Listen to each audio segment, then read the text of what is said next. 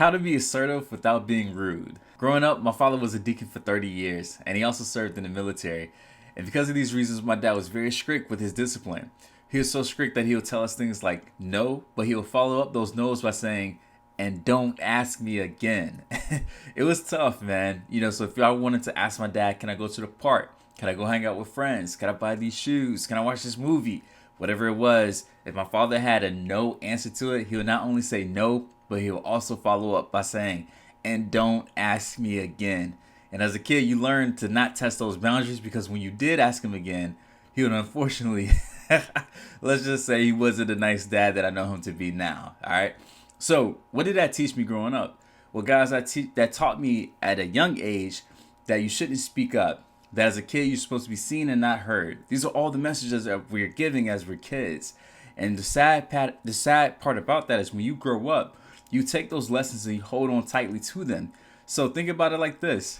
When you're an adult, when you're working in a corporate America, in a system, in a school system, in an organization, or even if you're running your own business, if you still have those same mantras and same beliefs that you should be seen and not heard, it can come to your detriment as an employee, as a 9-to-5, as an entrepreneur.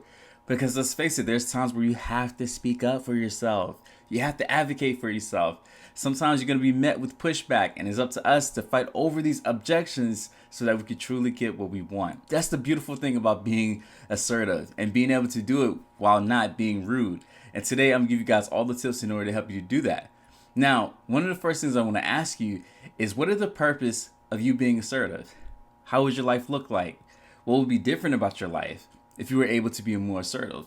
Being able to ask for the things that you want deep down in your soul. How would your life be different? Would your relationships be different?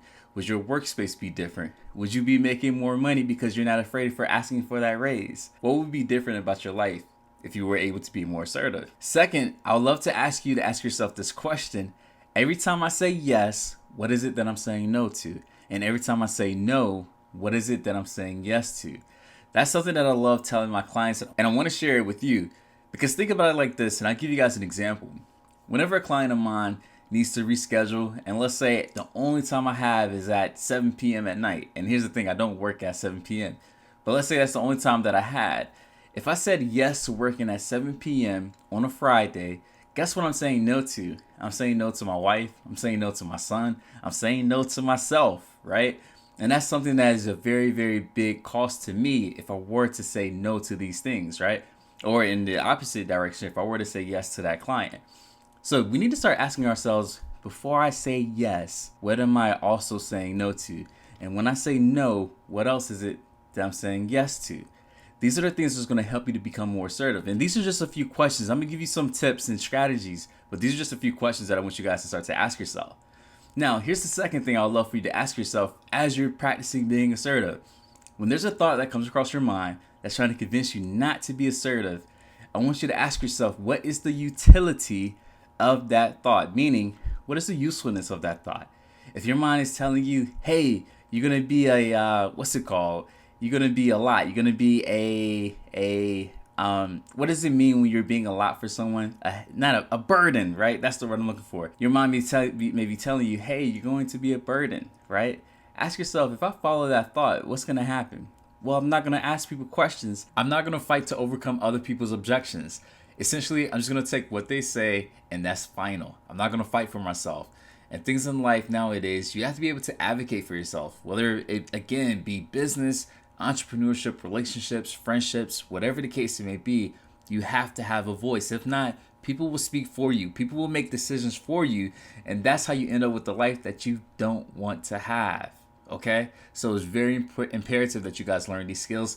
And I'm going to give them to you guys for free. I'm going to give you guys everything that I would give in a therapy session right now. So buckle your seatbelts and get ready for this podcast. One of the first things that you want to remember in terms of being assertive and not being rude is making sure that the problem stays the problem. None of us, not me, not you, not the person that you're speaking to, none of us actually represent the problem. And we want to make sure that when we're working together to find a solution, and we're not taking jabs at other people. I would ask you to challenge yourself how often are you able to go back to the problem that you originally came into the discussion with and remember it. Compare that to where the conversation is now and see how far did you deter. See how far did you go off target? Because here's the thing, when we get upset, when we found that there's a problem, if we're not careful, we'll let our emotional minds get in the way of what we really need to say. That's when we start taking jabs, making judgments, and starting hitting below the belt.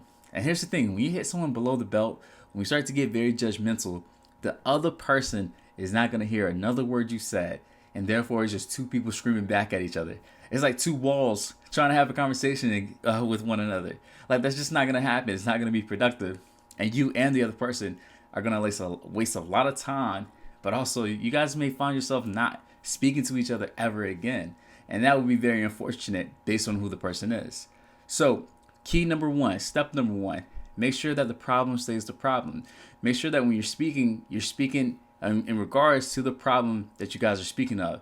Make sure you're not using too many yous, and you'll see this in another statement. But you make sure you're not using too many yous as you're describing what it is that you guys are trying to overcome. All right, secret number two, and I kind of alluded to this in the previous one. Make sure that when you're speaking to the other person, when you're being assertive, that you're using I statements. And the reason why you want to do this is because you want to avoid placing blame on the other person. When you take full accountability for what it is that you're experiencing, feeling, doing, whatever the case it may be, it absolves the other person from any wrongdoing, and it helps them to stay intact. More specifically, their ego and their self-image gets to stay intact. And when that's intact, they're able to have a conversation with you and tell you exactly what you need to know in order to solve the problem. But here's the thing, a lot of times people put their problems and the solutions outside of them by using words like you. Like, you should have known better. You shouldn't have been late. You. And these are kind of like little jabs, almost like little pellets that we're shooting at the other person. And if we're getting attacked, guess what we're going to do? We're going to defend ourselves. So that's why I'm telling you, make sure that you're able to use these I statements to make sure that you keep the other person's integrity, self-image, self-concept intact, so that way you guys can actually have a helpful, peaceful conversation and find a solution together. So next time you're having a conversation, start from I, and you'll get it a lot further than you think. All right, this next one is really great, and it's called PRE, and it's an acronym, okay? PRE, and it stands for point, reason, example, okay? And what this does is helps you to be very clear and direct about what it is that you need to get the other person, the other side, to understand. So the point, what is the point that you're trying to make for the other person to understand? It's the point that, hey, this is my price and this is the price, right? There's no going back and forth about that. Do you need to tell them, hey, like, this order, these tasks, this assignment needs to be done by next Monday instead of next Tuesday? What is the point that you're trying to get? All right, that's step number one. Step number two, you want to give the reason. Why is this point so important? Why is this price point so important? Well, this is the price because I only work with a small select few people. And to do that, I need to charge high prices so that you guys can get all of my attention. I'm not distracted by other people that's going to waste my time. That is the reason, right? Another reason in the example that I gave, well, the reason why I need this task, this assignment due Monday instead of Tuesday is because on Monday evening, me and my supervisor are going to go over this report. And if you give it to me by Tuesday, I'm not going to have it to go over what my supervisor is about. Right? So tell them the reason. And a great way to incorporate the reason part in the acronym PRE is by using the word because. So at the end of your statement, at the end of you making your point, use the word because, and that will entrust you into the reason portion of the acronym PRE. So you may say something like this: I charge a high ticket price because I only work with a select few clients. And by working with a select few clients, it'll increase the likelihood that we're able to reach our goals because you're getting my undivided attention. And that is the reason part, right? Now, the last part of PRE is the E part, right? And that's the example. And I love using examples by telling stories. Stories are probably the most powerful thing that you can do in terms of communicating with people.